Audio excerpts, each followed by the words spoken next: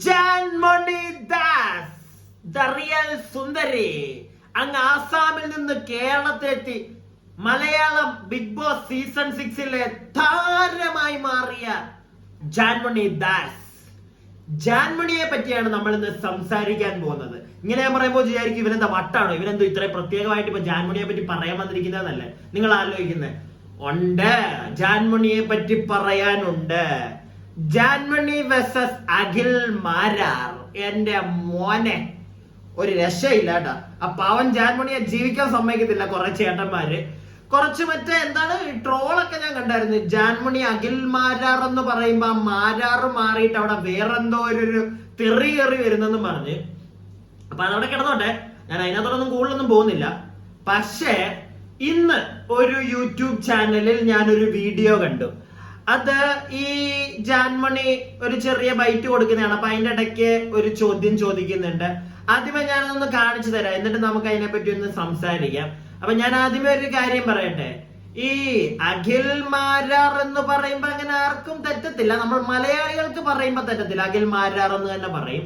പക്ഷെ മലയാളം അത്ര വഴങ്ങാത്തൊരാള് വന്ന് അഖിൽ മാരാർ എന്നൊക്കെ പറയുമ്പോ ചിലപ്പോ തെറ്റി പോകുമായിരിക്കൂടെ. പോകും എന്ന് ഞാനിവിടെ ഉറപ്പിച്ചൊന്നും പറയുന്നില്ല കേട്ടോ. പോകുമായിരിക്കും. എന്നാലും നമുക്കൊന്ന് കാണാം, എന്നിട്ട് നമുക്ക് കുറച്ച് കാര്യങ്ങൾ സംസാരിക്കാം. അതെ, അത്രേ ഉള്ളൂ. അപ്പൊ പിന്നെ ലാസ്റ്റ് ഒരു ചോദ്യം, കാരണം ഒരു ട്രോൾ ഇറങ്ങിയ കണ്ടായിരുന്നോ? നമ്മുടെ കഴിഞ്ഞ വർഷത്തെ സീസൺ 5-ലെ വിന്നറിനെ കുറിച്ച് ട്രോൾ ഇറങ്ങിയ കണ്ടായിരുന്നോ? ആളുടെ പേരെന്ന് പറയാമോ? ഞാനിപ്പോ ആൾക്കാർ പറഞ്ഞത് എന്തായാലും പറഞ്ഞു. ഞങ്ങള് കേൾക്കട്ടെ. പറയില്ല, അത് തെരിയായി പോവും. ഇല്ല, രണ്ടാമത്തെ പറയണ്ട, ആദ്യത്തെ പറഞ്ഞാൽ അഖില്ലേ. രണ്ടാമത്തെ പറഞ്ഞു. അല്ല, മൈരാറല്ലേ?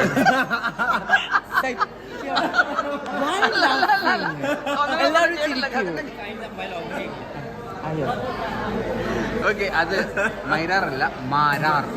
What is it called? Ma. Actually, you can't spell Mara, right? No.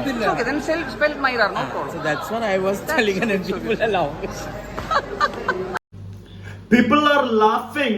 മാരാറുടെ തട്ട് താന്ന് തന്നെ ഇരിക്കത്തുള്ളൂ അല്ലേ? അങ്ങനെയാണ് നമ്മൾ മലയാളികൾ പഠിച്ചിരിക്കുന്നത്.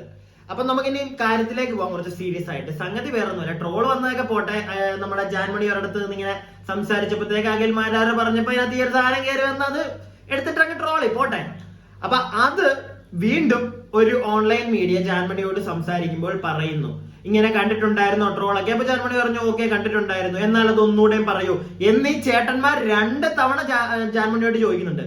2 തവണയും ജാൻമണി പറയുന്നു ഇല്ല, ഞാനിത് പറഞ്ഞാൽ ശരിയാവത്തില്ല, ഇത് തെറിയായി പോവും, വേണ്ട എന്നാ കുട്ടി പറയുന്നുണ്ട്. എന്നിട്ട് ഇവന്മാർ വീണ്ടും ചൊറിഞ്ഞിട്ടാണ് ലാസ്റ്റ് ആ കൊച്ചാ പേര് പറയുന്നത്, ജാൻമണി. അപ്പൊ അഖിൽ എന്ന് പറഞ്ഞു, ഫസ്റ്റ് നെയിം പറയാൻ പറയുന്നത്. അപ്പൊ അഖിൽ എന്ന് പറഞ്ഞു, അവിടെ നിർത്തി. അത് കഴിഞ്ഞ് വീണ്ടും രണ്ടാമത്തെ പേര് ഒന്ന് പറ. അവള് പറഞ്ഞു. ഇതിന് കുറെ പേര് ഞാൻ കേട്ടെ, അതിനെ ഇട്ടിട്ട് മറ്റേ വാട്ടു. അവള് മനഃപൂർവ്വം. ഞാനൊരു കാര്യം ചോദിച്ചാണ്, അവൾക്ക് മനഃപൂർവ്വം ഇപ്പൊ ഈ അഖിൽ പറയാൻ വേണ്ടിയിട്ട് അഖിൽ മാരാർ എന്ന് പറയുന്ന ഒരു വ്യക്തിയായിട്ട് ജാൻമണിക്ക് എന്തെങ്കിലും പേഴ്സണൽ ഗ്രഡ്സ്, മനസ്സിലായില്ല, ആ ഒരു സാധനം ഉണ്ടായിരിക്കണം. അങ്ങനൊന്നും നമ്മൾ ഇതുവരായിട്ടും കേട്ടിട്ടില്ല. പിന്നെ എന്തിനാണ് മനഃപൂർവ്വം ജാൻമണി നമ്മുടെ അഖിലേട്ടനെ വെറുതെ ഇരിക്കുന്ന അഖിലേട്ടനെ ചിലപ്പം ഒരു പരിധി, ചിലപ്പോ ഈ ഷോ എപ്പോഴെങ്കിലും കണ്ടപ്പം ജാൻമണിയെ കണ്ടിട്ടേ ഉള്ളായിരിക്കത്തുള്ളൂ, അങ്ങനെ വല്ല കാണത്തുള്ളൂ. ഇല്ലെങ്കിൽ ഇതൊരു മേക്കപ്പ് ആർട്ടിസ്റ്റ് ആണ്, അങ്ങനെയൊക്കെ അറിയായിരിക്കും. പക്ഷെ നേരിട്ട് പോലും ചിലപ്പോൾ കണ്ടിട്ടുണ്ടായിരിക്കില്ല, എനിക്ക് അറിയത്തില്ല. ചിലപ്പോൾ കണ്ടിട്ടുണ്ടായിരിക്കും, ചിലപ്പോൾ കണ്ടിട്ടുണ്ടായിരിക്കത്തില്ല. അങ്ങനെ ഒരു വ്യക്തി മാരാറെ അങ്ങനെയൊക്കെ പറഞ്ഞു. എനിക്കതങ്ങോട്ട് കുറെ പേര്, ഞാൻ പറഞ്ഞല്ലോ, കുറെ ചാനൽസിൽ ഞാൻ കണ്ടു ഡൗട്ട് ഞങ്ങൾക്കുണ്ട്, അതായത് മനഃപൂർവ്വം ജാൻമണി വിളിക്കുന്നതല്ലേ. അങ്ങനെ എനിക്കത് കേട്ടിട്ട് തോന്നിയില്ല കേട്ടോ, മനഃപൂർവ്വം വിളിക്കുന്നത്. സീരിയസ്ലി എനിക്ക് തോന്നിയില്ല.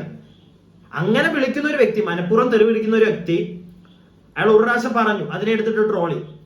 വീണ്ടും പറയാൻ വേണമെങ്കിൽ, പക്ഷെ ഇവര് 2 പ്രാവശ്യം ചോദിക്കുമ്പോഴും വേണ്ട, ഞാനത് പറയുന്നില്ല, പറഞ്ഞാൽ അത് തെറിയായി മാറും, എല്ലാരും പറയുന്നുണ്ട്, ഞാൻ അതുകൊണ്ട് പറയുന്നില്ല എന്നവർക്ക് പറയേണ്ട കാര്യമില്ല. അവരത് പറയുന്നുണ്ട്, എന്നിട്ട് ഇവര് ഫോഴ്സ് ചെയ്തിട്ട് അത് പറയിപ്പിക്കും, നമുക്ക് കേൾക്കാം. അപ്പൊ അവര് മനഃപൂർവ്വം പറഞ്ഞെന്നൊക്കെ പറഞ്ഞു കഴിഞ്ഞു കഴിഞ്ഞാൽ ഇച്ചിരി തലയ്ക്കകത്ത് വല്ലോ ഉള്ളവന് മനസ്സിലാക്കാം അവന്റെ ഉള്ള സാധനം വെച്ചിട്ട് എന്താണ് അവിടെ നടന്നതെന്ന്. എനിക്ക് എന്റെ പേഴ്സണൽ പെർസ്പെക്റ്റീവ് ആട്ടോ, എനിക്ക് തോന്നിയിട്ടില്ല ഒരിക്കൽ പോലും മനഃപൂർവ്വം ജാൻമണി വിളിക്കുന്നതാണ് മാരാറേന്ന്. അതിനല്ലെങ്കിൽ എന്തെങ്കിലും ഒരു കാരണം ഉണ്ടായിരിക്കണം.